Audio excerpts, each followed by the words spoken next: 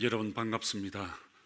잘 오셨습니다. 오늘도 하나님의 기쁨이 또 행복이 가득하시기를 주님의 이름으로 축복합니다. 우리 두 사람의 상식 잘 오셨습니다. 서로 인사해요. 잘 오셨습니다. 우리는 가족입니다. 우리는 가족입니다.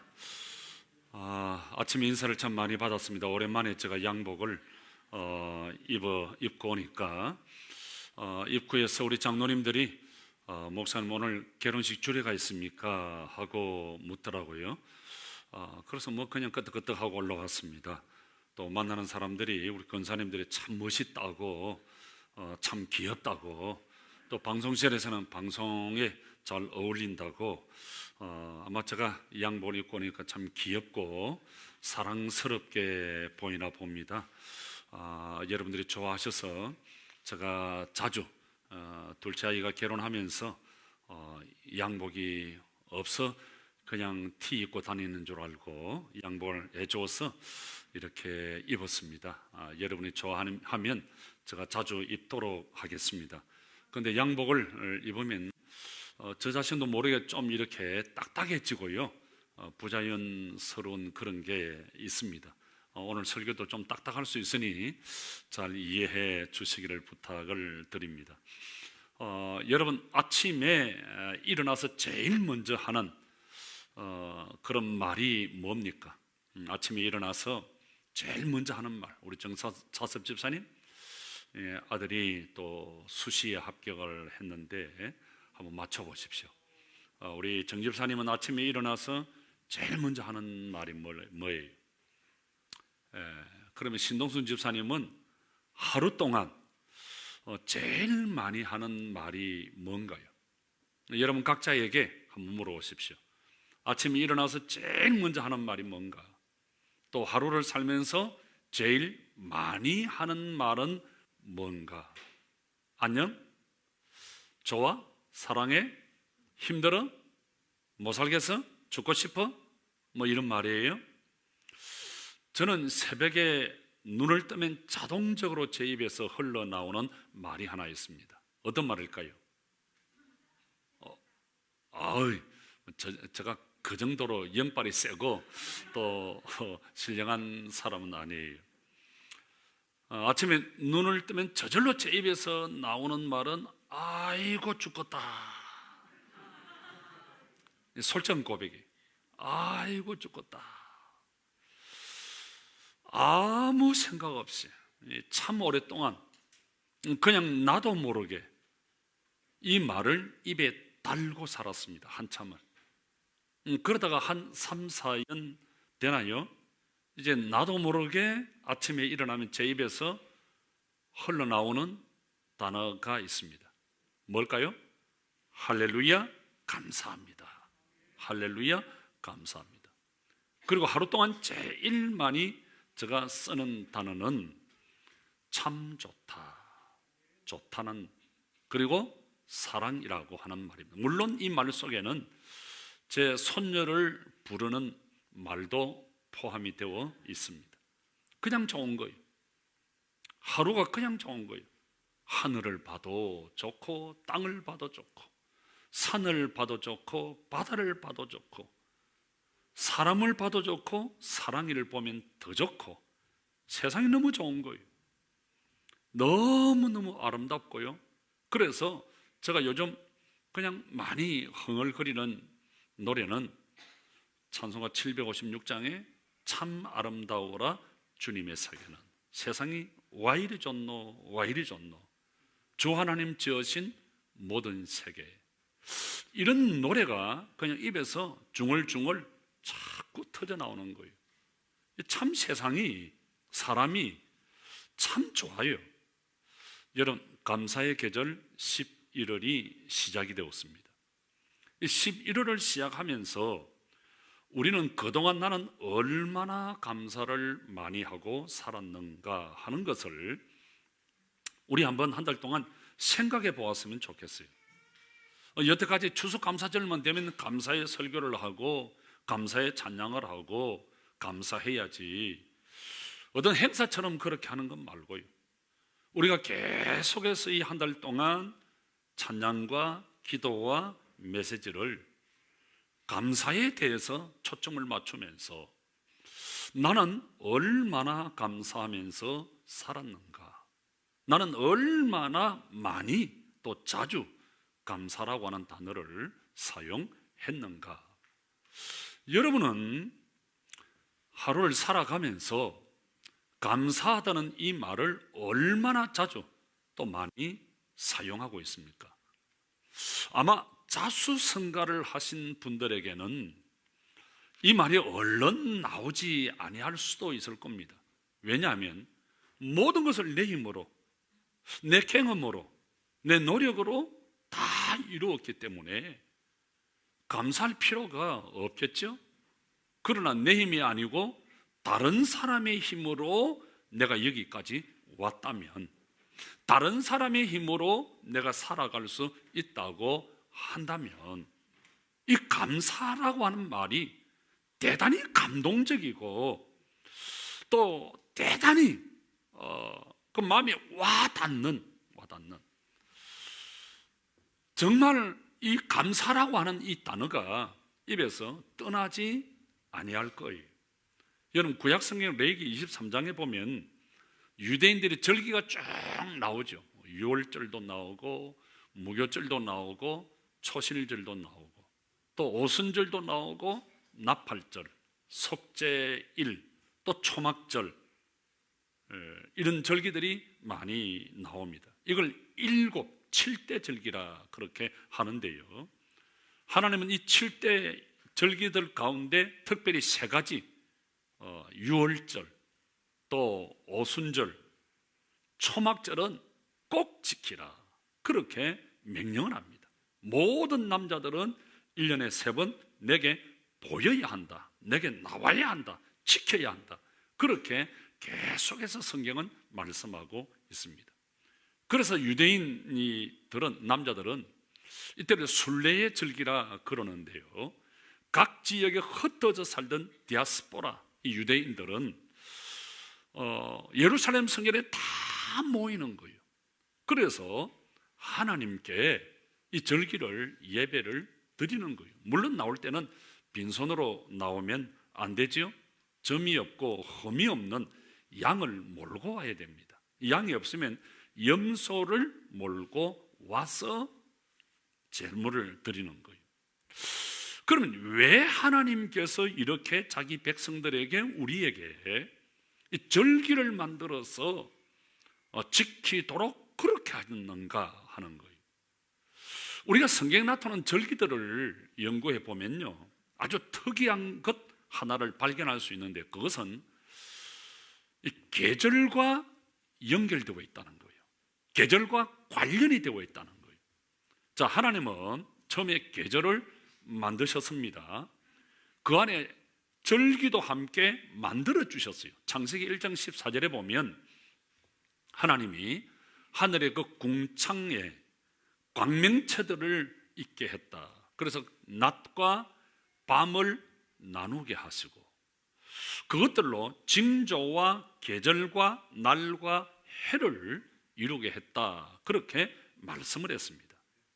여러분, 하나님은 이 세상을 창조하시면서 넷째 날에 하늘에 그 궁창을 만드시면서 해와 달을 만드셨어요.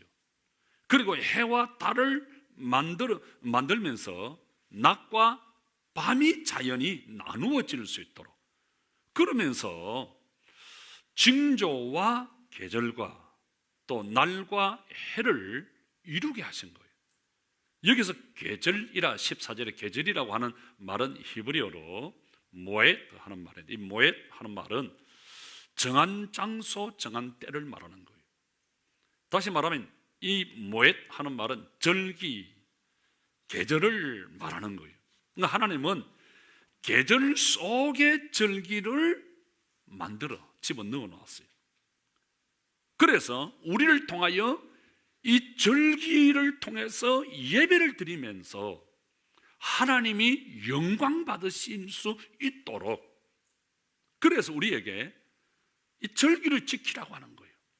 절기를 지키면서 예배를 드리면서 하나님이 영광 받으시기 위해서 우리에게 절기를 지키도록 그렇게 하신 거예요.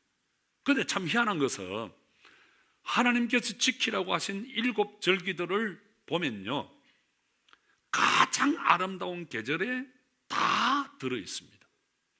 여러분, 봄, 여름, 가을, 겨울 가운데 가장 아름다운 계절이 언젠가요? 좀 전에 우리 최근사님이 아주 시적 표현을 써가면서 가을을 말씀하셨는데, 이 가을이 얼마나 아름다워요. 수확, 열매, 얼마나 아주 울긋불긋한 단풍. 저희 어머니가 그랬어요. 명군아, 가을 사는 게으른 놈은 구경도 못 해보고 죽는다. 그래요. 금방 가잖아요. 가을 산이 얼마나 아름다운지 몰라요. 여기서는 별로 없는데요, 이 산에 가서 참 아름다운 것은, 산에는 은행 그런 나무가 별로 없잖아요. 단풍, 자연스러운 단풍. 그 산에 그 온나무 있잖아요. 빨간, 어떤 화가가 그런 색깔을 낼 수 있을까요? 그 온나무 그 단풍이 아주 얼마나 붉고 아름다운지 모릅니다. 이 가을 산 보면은 희떡 디비지죠. 와, 너무너무 아름답습니다. 너무너무. 이건 한국 사람뿐만 아니라 미국 사람들도요, 가을 되면요, 그 좋은 경치 좋은 곳으로 가서 우리 한국 사람들은 그걸 보면서 미국 사람들은 원더풀, 비러풀, 한국 여자들은 쌍꺼풀 막 이렇게 이야기하죠. 너무너무 아름다워서. 또 어떤 계절이 아름다워요? 봄. 만물이 그냥 움이 돋아오르는, 생동하는, 꽃이 피는 아름다운 그 계절 말이에요. 그래서 절기들이 다 봄에, 가을에 들어있습니다. 유월절, 무교절, 초실절, 칠칠절은 봄이에요. 나팔절, 속죄일, 초막절, 또 수장절은 가을에 해당되는 가을. 이 봄과 가을에는 꽃이 피고 열매가 수확이 있잖아요. 예루살렘 같으면 밀보리, 이건 봄에 거두는 거예요. 늦봄에. 그 다음에 어떤 포도, 무화과, 올리브, 또 석류, 대추, 야자, 여리고에 많은 이런 것들은 가을에 수확을 하는 겁니다. 그래서 하나님은 우리에게 절기를 지키면서 수확의 기쁨도 함께 누릴 수 있도록 해주신 거예요. 다시 말하면 육적인 수확인 추수의 기쁨과 함께 영적인 수확인 평안의 기쁨이 있도록 하나님께서 이걸 동시에 누릴 수 있도록, 영육이 강건할 수 있도록, 행복할 수 있도록 이 절기를 주신 거예요. 절기를 주신 거예요. 오늘 우리가 드리는 추수감사절은 1년 동안 내가 농사를 지어서 무, 배추, 또 쌀, 보리, 등등 밀 일을 해서 노동의 대가를, 이게 하나님의 은혜입니다. 하나님께 드립니다. 감사를 드리는 거잖아요. 물론 운이 좋아서 돈을 많이 번 사람, 내가 사업을 잘한다 싶은 사람, 또 내가 열심히 일을 해서 내 힘으로 내가 돈을 많이 벌었다고 생각한다면 감사하지 않겠죠. 왜냐하면 내 힘으로 모든 것이 잘 되어졌기 때문입니다. 그러나 내 힘이 아니라 하나님의 은혜로 이 사업이 잘 되어졌다. 하나님께서 함께 해주시고 하나님이 지켜주시고 하나님이 도와주셔서 이 코로나 팬데믹 속에서도 안전하게 건강을, 생명을, 우리 가정을, 내 비즈니스를, 내 자업을, 우리 자녀들을, 우리 가정을, 우리의 이웃들을, 내 주위를 하나님이 도와주셨다고 믿는다면, 생각한다면 하나님께 뜨거운 눈물의 감사를 드릴 수밖에 없겠죠. 출애굽기 23장 16절에 맥추절을 지키라. 왜 맥추절을 지키라 하는가 하면 네가 수고하여 밭에 뿌린 첫 열매니까, 첫 것이다. 하나님께 드려라. 그 다음에 이어서 나오는 것이 뭡니까? 수장절을 지키라. 이는, 그 이유는, 이는 하는 말은 그 이유는 뭡니까? 네가 수고하여 이룬 것을 연말에 수확하여 저장하기 때문에 이게 하나님의 은혜라는 거예요. 처음 주신 것도 하나님의 은혜고 마지막 주신 것도 하나님의 은혜고 축복이라고 하는 거예요. 그런데 이 7가지 이 절기 가운데 3가지, 유월절, 맥추절, 수장절, 추수감사절은 매년 꼭 지키라, 그렇게 명령을 하십니다. 여러분, 우리가 가나안 땅의 기후를 알면 이 성경을 더 잘 이해할 수가 있어요. 이 가나안 땅은 첫째로 구름이 없이는, 구름 기둥이 없이는 살아갈 수 없는 땅이에요. 일교차가 굉장히 높습니다. 낮에는 40도로 올라갑니다.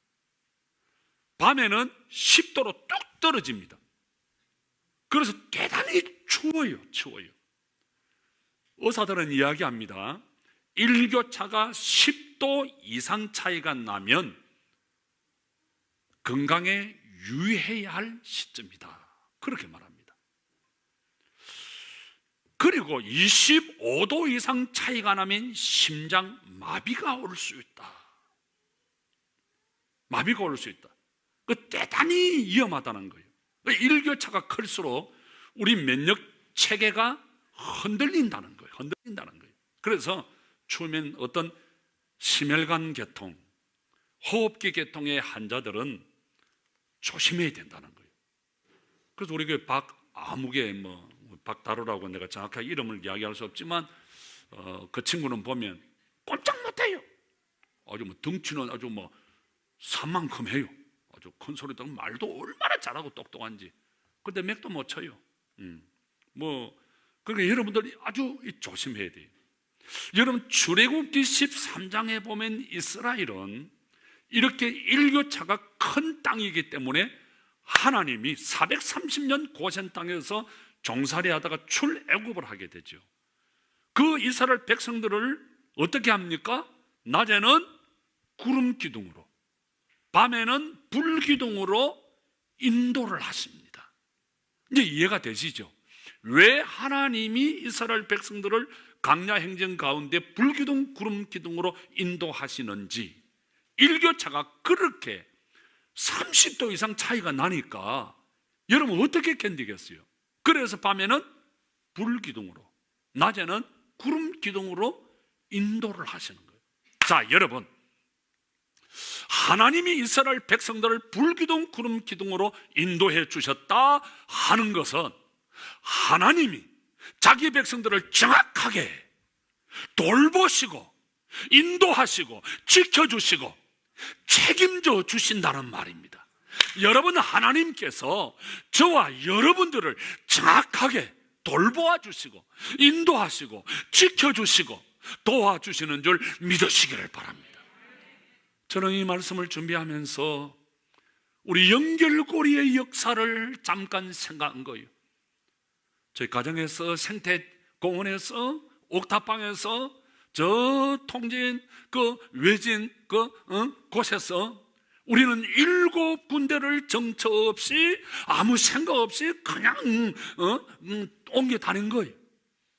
하나님께서 아무런 대책도 준비도 없는 우리를 양천역 2번 출구 앞에 정확하게 하나님이 인도하시고 하나님이 우리를 지켜주시고 보호해 주신 줄 믿습니다. 여러분, Don't worry, 걱정하지 마세요. 이 코로나 팬데믹 가운데서 우리가 어떻게 살까, 뭘 먹을까, 뭘 입을까, 어떻게 생활할까 걱정하시겠지만 내 모든 비즈니스를, 내 모든 잡을, 내 모든 인생을, 일생을 주님 앞에 맡기십시오. 그리하면 주님이 불기둥 구름 기둥으로 인도하신 살아계신 하나님께서 저와 여러분들을 책임 있게 인도하시고 정확하게 인도하시고 돌보아 주실 줄 믿습니다. 두 번째로 하나님은 이 가나안 땅에는 비를 주셔야만이 살아갈 수 있는 땅이에요. 이스라엘은 우리나라하고 정반대입니다. 우리는 봄에 비가 오고 싹기, 거기는 가을이에요. 가을에 그래요. 건기와 우기로 나뉘는데, 건기는 5월부터 9월이에요. 그럼 우기는 10월부터 4월까지예요. 이 건기 때는 싹이 없어요. 풀이 없어요. 꽃이 없어요. 다 말라 타버려요.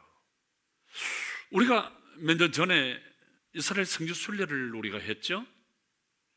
꼭 같은 곳에 갔는데 이게 도무지 이거 가이드가 다른 곳에 지금 우리를 데리고 온 모양이다. 제가 헷갈리는 거예요. 아무리 봐도 이게 아닌가비요. 이게 아닌가비요. 그래서 제가 옛날 사진을 놓고 보니까 그 장소 맞아요. 그 봄과 가을이 그렇게 달라요. 우기와 건기가 그렇게 다른 거예요. 10월부터 우기철이 시작되는데 그때 내리는 비가 이른비예요. 이른비.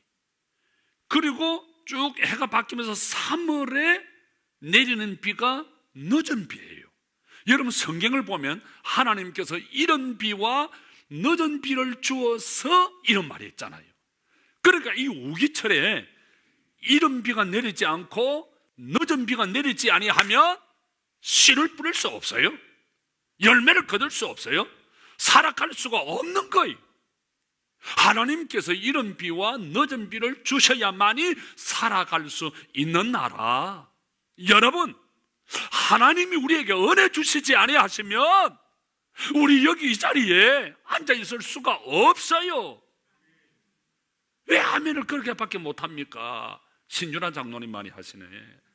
다시 할게요. 하나님이 은혜 주시지 아니하시면 우리 여기까지 올 수가 없습니다. 모든 것이 하나님의 은혜, 모든 것이 하나님의 축복이에요. 그래서 우리 연말에 어릴 때부터 저는 유심히 보았어요. 이게 궁금했어요. 고향에서 연말에 찬송가 경연대회를 구역별로 합니다. 오랫동안 했죠. 그런데 젊은이들은 나와서 내게 강 같은 평화 아주 그런 거 예수 이름으로 또 알지 못하는 보험성은 어려운 것도 영어로 샬라샬라샬라서 이태리로 랄랄랄랄랄랄랄랄랄 이렇게 하는 분들입니다. 어른들은 무슨 말이고 가만히 있는 거예요. 60이 되고 70이 되고 80대 된 분들은요, 권사님들 장로님들 나와서 노래하는 거 보면요, 해마다 똑같아요. 해마다 18분이 딱 정해져 있어요. 뭡니까? 지금까지 지내온 것 주의 크신 은혜라. 그냥 훌쩍훌쩍 울면서 지금까지 지내온 거죠. 그래 막 울고 엄마가 아빠가 울면서 찬양하는데 아이들은 새끼들이지. 그제들은 새끼다 그래. 새끼들은 마음에 와닿지 좀 뭐 한다고 우는지. 창피하게 우리 엄마는 뭐 한다 가서 울고 우리 아빠는 뭐 한다 가서 우는지. 여러분, 지금까지 지내온 모든 것이 하나님의 은혜였다. 은혜 모든 것이 하나님의 은혜였다. 믿습니까? 아멘. 우리 하나님이 이른 비와 늦은 비를 주셨기 때문에 제가 우리 박용훈 집사님과 전화할 때마다 참 감사, 은혜 이런 단어를 참 많이. 형님 은혜죠? 하나님의 은혜. 자기 딴에는 내가 해병대 출신이니까 이래도 이래 샀지만은 하나님의 은혜 때문에 지금까지 여기까지 있는 줄 믿습니다. 여러분 참 미안한 것은요, 애굽에는 물이 넘쳐요. 물이 넘치는 곳이에요. 그 나일강이라는 게 있어요. 나일강이라는 게. 그럼 마음대로 얼마든지 퍼먹을 수 있고 농사 지을 수 있는 땅입니다. 여러분, 이 세상은 얼마든지 내 힘으로, 내 지식과 내 경험으로, 내 방법으로 살아갈 수 있는 세상입니다. 그러나 이스라엘은 하나님이 비를 주지 아니하면, 이런 비와 늦은 비를 주지 않으면 살아갈 수 없는 땅입니다. 없는 땅이에요. 참 희한해요. 자, 여러분, 그 세 번째는 이 사방이 막힌 땅이 가나안이에요. 지도를 보면 가나안 땅을 중심으로 아래는 애굽이라는 강대국이 있어요.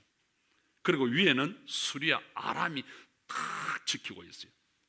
요단강 오른쪽에는 암몬, 모압, 에돔 족속이 있습니다. 서쪽은 지중해 바다입니다. 동쪽은 이제 그 갈릴리 호수와 그 다음에 사해가 있고 그 너머는 요르단이 있어요. 다시 말하면 이 가나안이라는 이스라엘 나라는요, 사방에 뺑 둘러서 적들이, 큰 나라들이 전부 진을 치고 있어요. 지중해 쪽은 나갈 수가 없어요. 나갈 수가 없어요. 사방이 꽉 막힌, 하나님의 도우심 없이는 살아갈 수 없는 땅. 여러분, 우리 내 힘으로 살 수 있다고요? No! 하나님이 도와주지 아니하시면 살아갈 수 없는, 오직 하나님만이 유일한 소망이고 대안이고 전부인, 여러분, 우리가 하나님을 떠나서 살 수 있을 것 같습니까? 아니에요. 하나님만이. 네 번째는 세상에서 가장 낮은 곳이 이 땅이에요. 지중해에서 동쪽으로 쭉 가면 계속 산악지대가 계속 나옵니다. 산지가 나와요. 그러다가 요단강이 가까워지면서 땅이 푹 꺼지는 거예요. 그거는 갈릴리 호수와 사해 구조 때문에 그런 거예요. 여러분, 갈릴리 호수는 해수면보다 200m 아래에 있습니다. 그 다음에 사해는 거기서 200m 더 아래, 해수면보다 400m 아래에 떨어진 거예요. 여러분 아시듯이 사해는 먹을 수 없는 물이에요. 죽은 바다예요. 지금도 가서 우리가 가서도 그냥 수영을 하면서 붕 떠다니는 곳이 사해라고, 소금 기둥이 있는 곳이에요. 먹을 수 없고 농사 지을 수 없어요. 그럼 갈릴리 호수는 해수면보다 200m 아래에 있으니까 당시에 어떤 기술로 이 물을 올릴 수가 없어요. 농사 지을 수 없어요. 그러니까 이런 비와 늦은 비를 주지 아니하시면 도무지 살아갈 수 없는 자들이에요. 우리 하나님께서 도와주지 아니하시면, 그래서 신명기 12장 1장 2절에 보면 말 그대로 하나님이 근고하시는 땅이다. 이 근고한다는 말은 하나님이 돌보아 주신, 그러니까 이스라엘 백성들은 하나님이 돌보아 주지 아니하시면, 하나님이 지켜주지 아니하시면, 하나님이 도와주지 아니하시면 살아갈 수 없는 그런 민족이에요. 여러분, 그래요? 하나님이 우리 도와주지 아니하시면, 하나님이 우리를 근고하지 아니하시면, 하나님이 우리를 보호하지 아니하시면 우리 살아갈 수 없어요. 여러분, 내가 잘났다고요? 내 힘으로 가능할까요? 여러분, 내 힘으로 이 사업할 수 있나요? 내 힘으로 살아갈 수 있을까요? 아니에요. 모든 것이 하나님이 도와주신 거예요.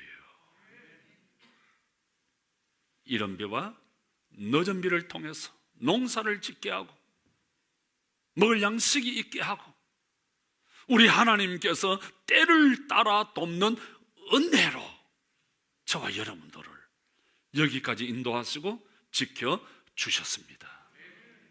여기 수장절 하는 말은 아십 하는 말은 거두어 드린다, 수확한다는 뜻이에요. 여러분 생각해 보세요. 이런 절대 절망, 절대 위기적 상황 가운데서 내가 곡식을 쌓아둘 수 있다. 이런 코로나 팬데믹 상황 속에서 내가 사업을 해서 이득을, 내가 이 어려운 가운데서 생명을, 안전을, 가정을, 직장을, 자녀들을 내가 유지할 수 있고 내 통장에 돈을 모을 수 있다 하는 이것은 하나님의 은혜 없이는 불가능한 거예요. 이게 하나님의 은혜예요. 그러니 우리는 감사할 수밖에 없는 거예요.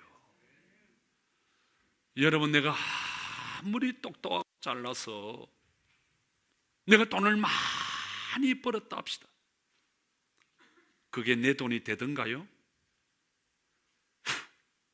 한 방에 날아가 버려요. 한 방에 날아가 버려요. 다 헛된 것이 된다고 하는 것을 우리는 너무너무 많이 보았어요. 그래서 잠언 23장 4절에 보면요, 이런 말씀이 있어요. 너희는 부자 되기를 애쓰지 말고, 우리 거제도에서는 용 쓴다 이래요. 부자 되려고 용 쓰지 말고 내 사사로운 지혜를 버릴지어다. 여러분, 이 말씀이 무슨 말씀일까요? 영적인 일에 신경 쓰지 아니하고 주님의 몸된 교회를 신경 쓰지 아니하고 주님의 기쁨 간증이 되려고 신경 쓰지 아니하고 그런 일에 신경 쓰지 아니하고 내가 세상에 어떻게 하면 돈을 많이 벌까? 어떻게 하면 돈을 많이 모을까? 육적인 그런 일에 신경 쓰는 것은 아니다 이 말이에요. 다시 말하면 내 사사로운 지혜를 버리라 하는 말은 무슨 말인가 하니까 이해하세요? 우리 거제도에서는 이 머리를 대가리라 그럽니다. 소대가리, 돼지대가리 뭐 그러지, 멸치 대가리, 대구 대가리, 아구 대가리 전부 대가리예요, 대가리. 그래서 사람 이 머리도 대가리라 그래요. 그래서 여기 부자 되려고 용 쓰지 말고 내 사사로운 지혜를 버리라 하는 말은 대가리 굴리지 마라 이 말이에요. 제가 이 말씀을 보면서 꽉 들어온 거예요. 그래, 이 말씀은 나에게 주는 말씀이야. 내가 목회를 하면서 이 작은 잔대가리를 굴리면 어떻게 될까? 저는 회개했어요. 하나님, 제가 잔대가리를 굴렸다고 한다면 용서해 주십시오. 여러분, 목사가 잔대가리를 굴리면 얼마나 그 교인들은 불쌍하겠어요. 교인들 한 사람 한 사람을 보면서 잔대가리를 굴린다고 한다면 어떻게 이용할까? 어떻게 이용해 먹을까라고 생각한다면, 여러분 회사의 오너가 직원들을 보면서 어떻게 이용해 먹을까? 여러분 할 수 있겠지만 그거 내려놓으세요. 어떻게 저분을 섬길까? 어떻게 도와줄까? 예, 아멘 안 해요. 다시 할게요. 회사의 사장이 직원들을 보면서 저놈을 어떻게 섬을까가 아니라 저 사람을 어떻게 섬겨줄까? 아멘. 어떻게 내가 저분을 잘 도울 수 있을까? 아멘. 그게 우리 자세예요. 여러분, 우리 교회에서 목사인 저나 우리 장로님들, 우리 권사님들이 교인들을 볼 때마다 저분을 어떻게 잘 섬길 수 있을까? 행복하게 마음 편하게 교회 생활을 어떻게 잘할 수 있도록 내가 섬길 것인가? 박에 활척 진정 행복, 진정한 행복은 남을 섬기는 것이라고 했으니, 여러분 생각해 보세요. 영혼에 관심이 없이 육적인 부자가 되는 일에만 노력하는 것은 허무한 것이다 이 말이에요. 수장절에 이런 극한 가운데서 수장절에 창고에 쌓을 수 있도록 열매를 주었지 않느냐? 이것이 하나님의 은혜다. 그래서 하나님께서 우리에게 재물 얻을 기회를 주시고 능력을 주시고 하나님이 은혜를 주어서 여기까지 왔다. 그래서 신명기 8장 18절에 보면 우리 하나님께서 재물 얻을 능력을 주신다. 그랬어요. 재물 얻을 능력을 주셨다. 여러분, 우리가 세상을 살아가면서 돈이 얼마나 중요하고 얼마나 귀중한 걸 우리 알잖아요.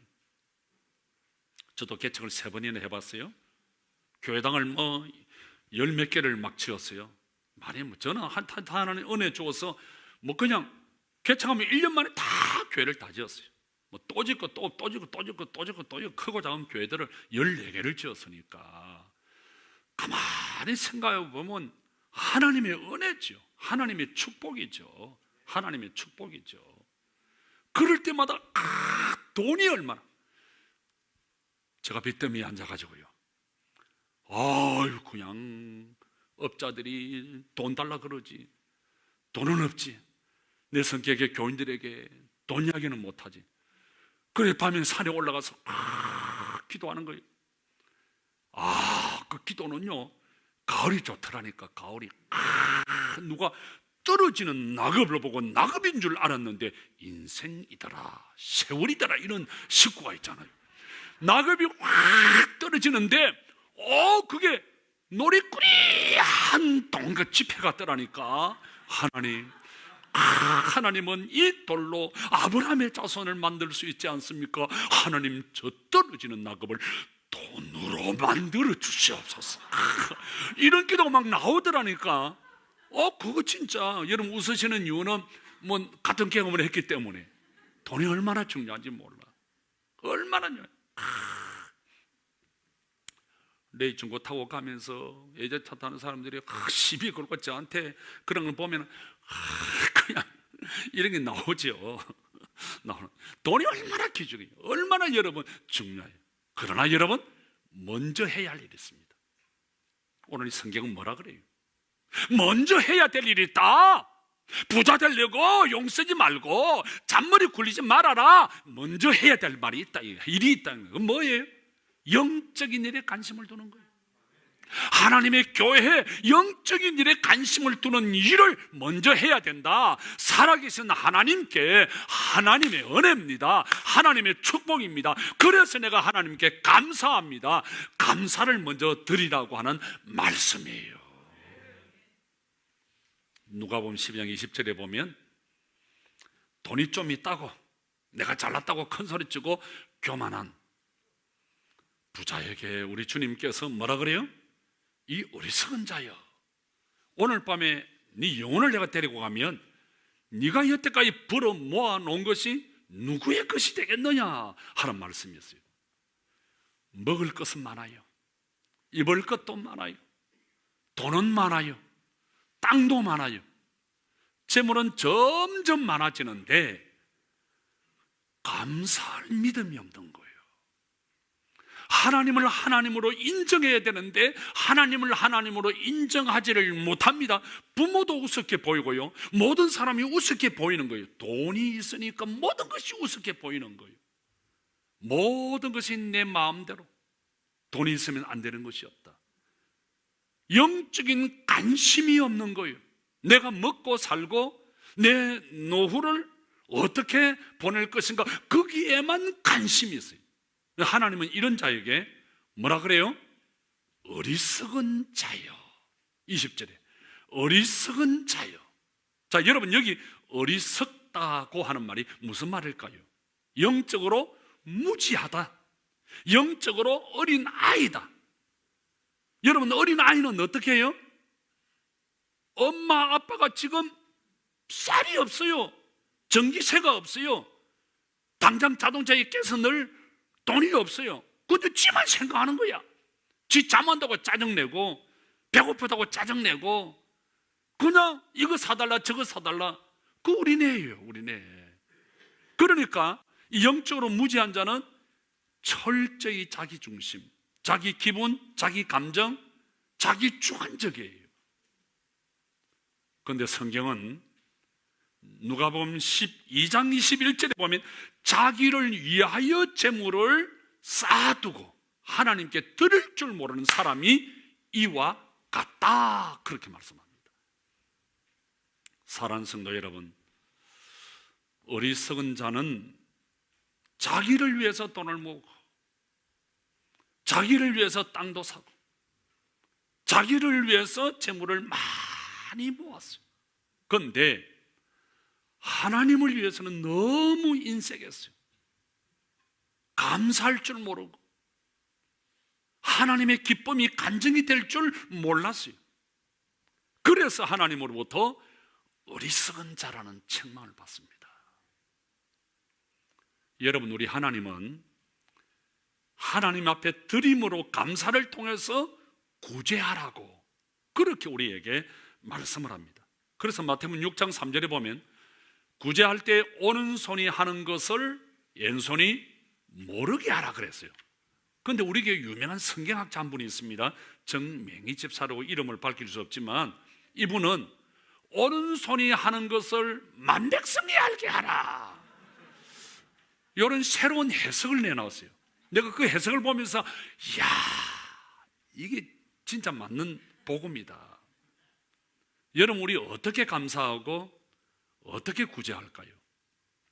자, 우리가 이 말씀을 잘 이해하기 위해서는 예루살렘 성전의 구조를 먼저 알아야 됩니다. 예수님 당시 예루살렘 성전에는 마트몬이라고 하는 비밀의 방이 있었어요. 그래서 누가 구제하고 싶다 하면 그 성전에 와서 마트몬이라고 하는 곳에 가서 내가 도와주고 싶은 만큼의 돈을 놓고 오면 됩니다. 누가 나는 구제를 받아야 되겠다 싶은 사람은 성전에 가서 마트몬이라고 하는 곳에 가서 내가 필요한 만큼의 돈을 가져가면 되는 거예요. 누가 갖다 놓았는지, 누가 가지고 갔는지 모르도록 철저하게 비밀이 보장되어 있는 곳이 마트몬이라고 하는 곳이에요. 그러면 왜 하나님께서 이렇게 하셨을까? 내가 남을 구제했다, 얼마든지 우리는 교만할 수 있고 자랑할 수 있어요.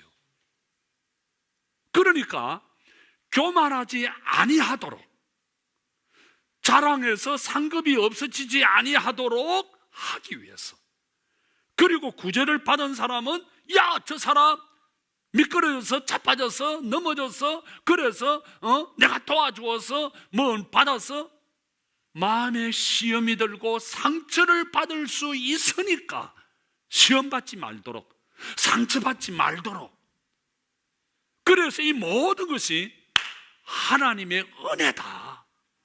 하나님이 나를 보시고 아신다. 하나님이 나를 돌보아 주신다. 그걸 알 수 있도록 하기 위해서, 그래서 이 모든 것이 하나님 앞에 감사를 드리고, 어떤 개인이 아니라 하나님 앞에 감사를 드리고 예배를 드리면서 하나님이 영광 받으실 수 있도록 마트몬이라고 하는 것을 준비해 놓으신 거예요. 사랑하는 성도 여러분, 감사의 계절이에요. 감사하면 감사하는 일이 자꾸 생기고, 불평하고 원망하면 불평하고 원망할 일이 자꾸 생기는 거예요. 불평에 함정을 파지 말고 감사의 다리를 놓는 연결고리가 될 수 있기를 축복합니다. 기도합시다.